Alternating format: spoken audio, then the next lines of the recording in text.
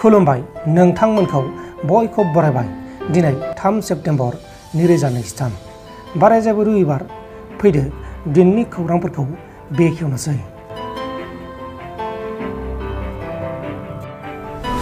धेमाजि डिस्ट्रिक्टनि सिङाव थानाय पश्चिम सुबासिगावआव सानैसो सुबुंनि हानजाया सासे मेलेमारि जेंना गोनां सुबुंखौ बुनानै इनाय बुथारदों। बुथारजानाय सुबुंनि मुङा जाबाय खगेन गगৈ। बुथारग्राफोरजों आरो खगेन गगैजों मोनसे फिसा बाथ्राखौ लानानै नांलाय खमलाय जादोंमोन। बेहायनो दायनिगिरिफोरा रागा जोंखांनानै बे जाथायखौ इनाय खालामदों आरो खगेननि नखरनि मानसिफोरा दायनिगिरिफोरनि सायाव थाबैनो गोख्रों एक्सन लानो थाखाय पुलिस खुंथायनिसिम दाबि खालामनाय जादों। वेस्ट बेंगलनि काटवायाव आसामनि 37 बोसोर बैसोनि सासे सुबुंनि गोथै सह'खौ बोखांनो हादों। थैनाय सुबुंनि मुङा जाबाय प्रदीप फुकन। प्रदीप फुकनआ थांनाय 29 आगस्ट खालारखालि केरालायाव साख्रि नागिरनो थाखाय थांदोंमोन, नाथाय बेनि गोथै सह'खौ वेस्ट बेंगलावसो बोखांनो हाबाय। प्रदीपनि नखरनि मानसिफोरा बुंनाय बायदिब्ला प्रदीपखौ थगायनानै लांनानै इनाय बुथारदों होननानै स्टेटमेन्ट होनाय जादों आरो पुलिसआबो बे जाथायखौ बुथारनाय जाथायसो होननानै सन्देह खालामनाय जादों। दा बे जाथायनि सायाव पुलिसआ नायबिजिरगासिनो दङ आरो प्रदीपना बिसि आरो सानै गथ'बो दंमोन। थांनाय 2022 मायथाइयावनो पाकिस्ताननिफ्राय आयेननि बेरेखा भारताव थाफैनाय सासे सेंग्राखौ पुलिसआ एरेस्ट खालामबाय।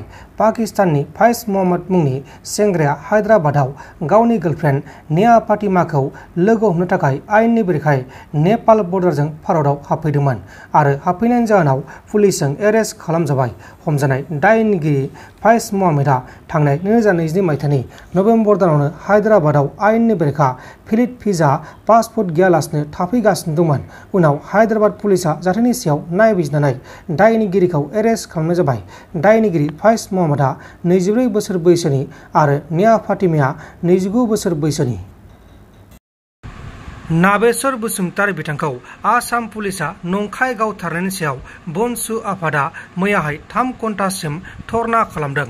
नाबेश्वर बसुमतारीनि नखरनि थाखाय थार बिजिरनाय मोननांगौनि थाखाय बनसु आफादा गोख्रों खुद्रिसारदों।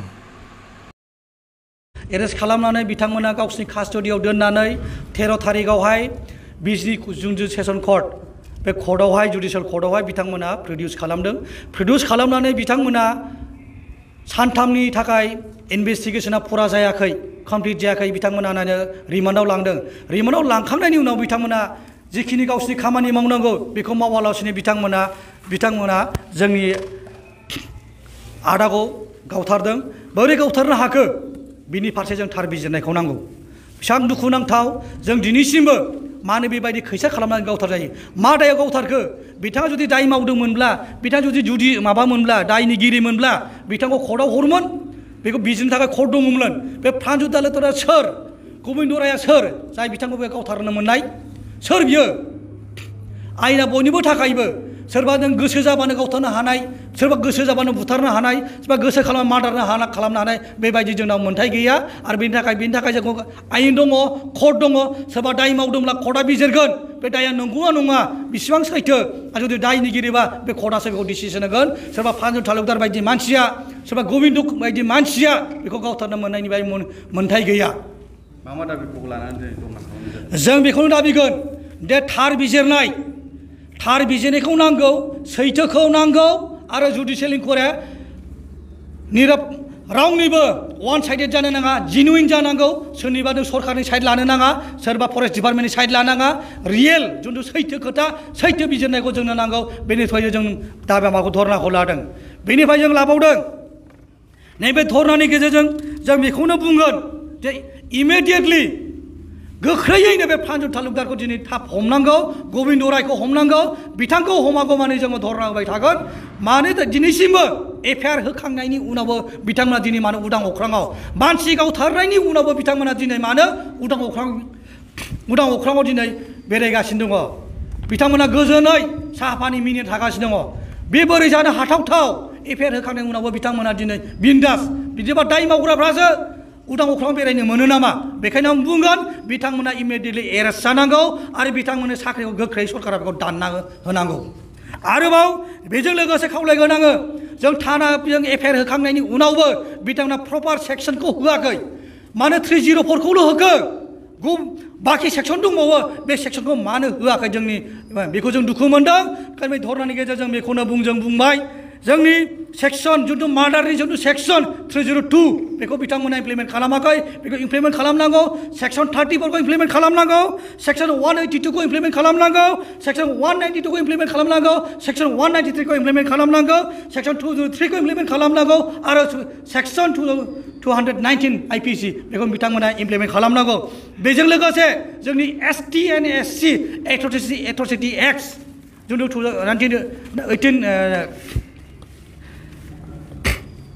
1989 जिथु सेक्स एक्ट बे एक्टखौ बिथांमोना इमप्लिमेन्ट खालामाखै बेखौ इमप्लिमेन्ट खालामनांगौ बिथांमोनबो बे सेक्सनखौबो लागायनांगौ जिथु 1989 नि जिथु एक्ट दङ एसटि एन्ड एससि एट्रसिटिस एक्ट दङ बे एक्टआवहाय जोंनि सेक्सन 3 साब क्लज 1 नि पार्ट 7(9) बेखौ इमप्लिमेन्ट खालामनांगौ सेक्सन 3 नि साब क्लज 2 पार्ट 1, 2, 6 and 7 खौ बिथांमोना इमप्लिमेन्ट खालामाखै बिथांमोना बेखौ इमप्लिमेन्ट खालामो गोख्रैयैनो बेजों लोगोसे बे धरनानि गेजेरजों जों बेखौनो दाबि खालामदों जे जाय न'खरा दिनै भिक्टिम खालामदों सरकारा दिनै बेखौ रेसपन्सिबिलिटि दङ बिथांमोननो कम्पेनसेसनखौ होनांगौ बे कम्पेनसेसन हिसाबै जोङो 1.5 कोटि 1,50 लाख थाखा जों दाबि खालामदों बे न'खरनो इमिडियेटलि बे फैसाखौ कम्पेनसेसनखौ होनांगौ बेजों लोगोसे बेल' नङा बेजोंनो जिउ राहा खुंलांनो थाखाय लाइफ टाइम खुंलांनो थाखाय बिथांनि न'खरनो सासे जोंनो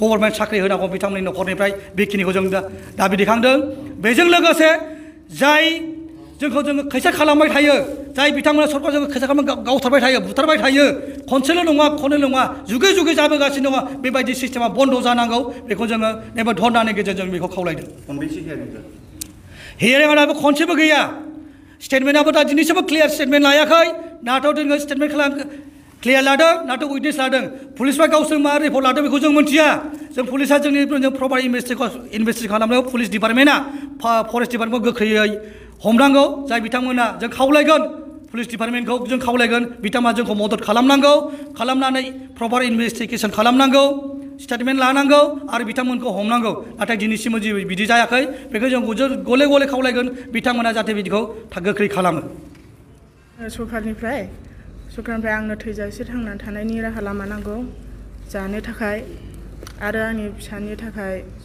गभर्नमेन्ट साख्रि नांगौ थांनानै थानायनि थाखाय साबैसे गथ'फोर सानै फिसाला सासे फिसाजो सासे जों फिसाफोर सानै आंल'खा रावबो गैलिया दा रावबो खामायग्राबो गैया बिनि थाखाय आं बेखौ नांगौ आरो माबायदि अबस्थायाव हमनानै लाबोदों नोंथांनि फिसायखौ आंनि फिसायखौ न'निफ्रायहाय हमना लाबोदों 3:41 लाबोदों इसोर सोरांखाबायमोन ओमफ्राय इन्जुरखौबो जोसिदों दुवारखौबो जोखावदों आरो बिसोर ओमफ्राय सानैजोंहाय आखाइयावहाय ओरैबो हमना लाबोदों ओमफ्राय आंबो फैफादोंमोन आंखौ फैफानायाव आंखौ नाख्रांना गारबोदों बिसोर ओमफ्राय बिमा फिसा फैफादों जों बाबुआबो थिगखोना लोमजादोंमोन जोङो बेनिखायनो जोंखौबो लांफा जोंलाय सोरनि मावनाय जानो जोंखौबो दोनलांफानानै जेलाव जोबै होनदों जोङो जोंखौ नारखाना गारबोदों बिसोरो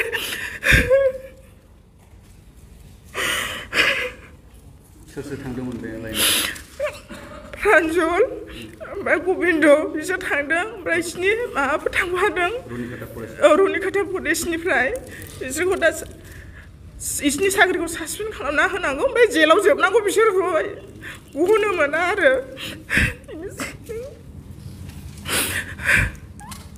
दा मा राहा लामा मोनबावनांगौ आङो रोंगौ बिसिनि टाइमा मोनसे राहा लामा सरकारनिफ्राय नोंथांमोन दिनैनि खौरांफोरा बेखिनिल'मोन बेखिनिसिम नायनायनि थाखाय नोंथांमोननिसिम रोजा रोजा साबायखर गोजोन्थों एसेनोसै जय बर' हारिनि